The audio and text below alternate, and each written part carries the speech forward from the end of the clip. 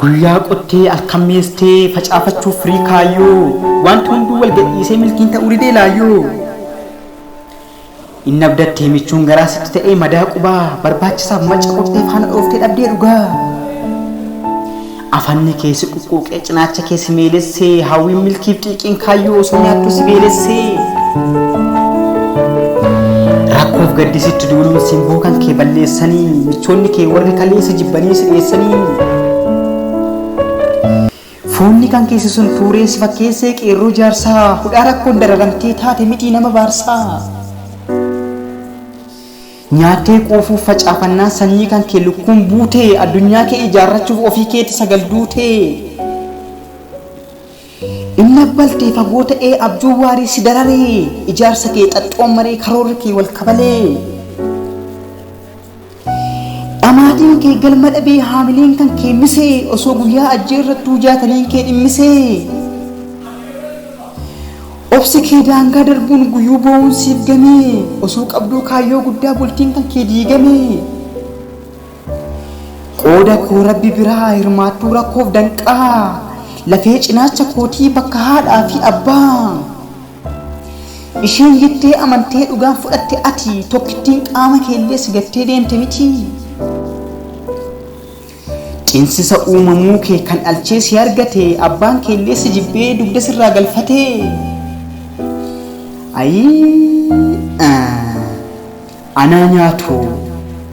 Anaa nyaatu haadhoo koo baay'ee tokko miidhamte dhugaa anoo sin beekaa jabaa taatee siif gamte. Osoo dhiibduu mudhuktee jaalachaa jibbamtaaree atoo roorroon dandeessu dirqamtee dhiphattaaree. Anaan yaa jabduu koo qeerantii kaayyoon guddaa hudhaa rakkoon qabamuun siif hin malu yaa gurbaa. Atoo waan fagoo yaaddaa kuunoo garas fagoo maaf dararaan siin malee maal yakkite jaala koo. Si fakkeessite miti hiree rakkoof gidiraa jajjabaadhu jaala koo guyyaa waaqayyoo jira. Dafqi kee har'aa kuni inni ati badhee keessa facaafachaa deemtu guyyaa kakuu magarsee firii isaa nyaattu hin beektu. Guyyaa gadda kee kana irraanfattee jireenyi kee gammadu guyyaa godoon mana kee bitaa mirgaan bal'atu guyyaa moofaan mana kee wanta haaraa keessummeessu guyyaa ofii badhaatee rakkoo nama biraayyuu furuu dandeessu. Kanan arga fuula keetti maalalfamee ilaalee maaliif abdii kuttaree maaf gaddita yaa yaalee. Lafa teessoo ka'ee hin ilaaliin mirgaaf bitaa durfameera anoo jettee akkam abdiin kee citaa.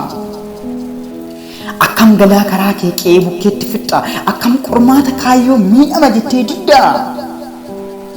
Akkam diinota kee sanaaf ajandaa dubbii taata akkam guyyaa darbitu mana kee gattee baata. Akkam galma kee fagoo sana arguun si dhibaa akkam ofii madaalta xiqqoo gandaa irra dibaa. Akkam jiraachuu hin qabu jettee lubbuu keetti du'a waamta. Akkam nama mudaa taatee yaada xiqqoo yaadda. Akkam duuba deebitee kaleessa kee hawwita akkam kaayyoo dhalattee fotoon fixiin darbita. Akkam yarduuf gadadoon imimmaan kee argiti akkam dhugduuf machooftuun daangaa keetti darbiti. Akkam dhaloonni egeree waallee sirraan argatu akkam ilmaan jilba kee harka namaa mil'atu. Abdiin kutiin sumasii wanta dhalatteef sana amma raawwachuuf ka'i awwaara kee urguuf imimmaan kee haqadhuu lafa teessu ka'i.